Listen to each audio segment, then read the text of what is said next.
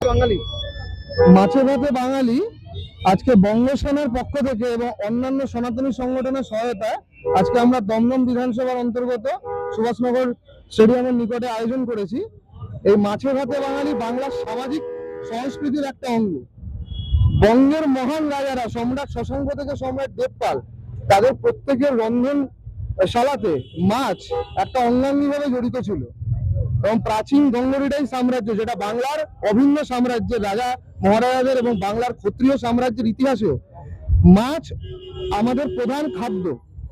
আর অনেকে বলেছে যে কোনো একটি দল ক্ষমতায় এলে মাছ ভাত খাওয়া বাঙালি জাতির বন্ধ হয়ে যাবে, সেটা একেবারেই মিথ্যে কথা।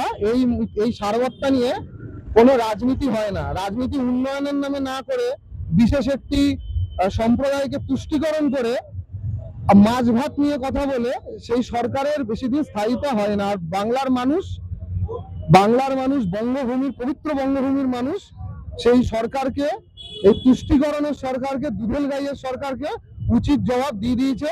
বাংলার সনাতনী সমাজ একত্রিত হয়ে এই তুষ্টিকরণের সরকার, এই জঙ্গিদের সরকারকে উপড়ে ফেলে দিয়েছে। বঙ্গোপসাগরের মোহনাতে বঙ্গোপসাগরের সমস্ত নদী নালাতে উপড়ে ফেলে দিয়েছে।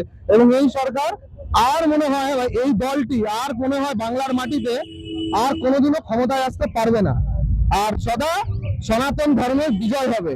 আজকে বঙ্গসেনা সবসময় মানুষের পাশে, বাঙালি সনাতনী সমাজের পাশে সবসময় দাঁড়িয়ে থাকবে। জয় মা কালী, জয় বাঙালি, ভারত মাতা কি জয়। আমি সৈকত সরকার, আমি বঙ্গসেনার সর্বভারতীয় সভাপতি।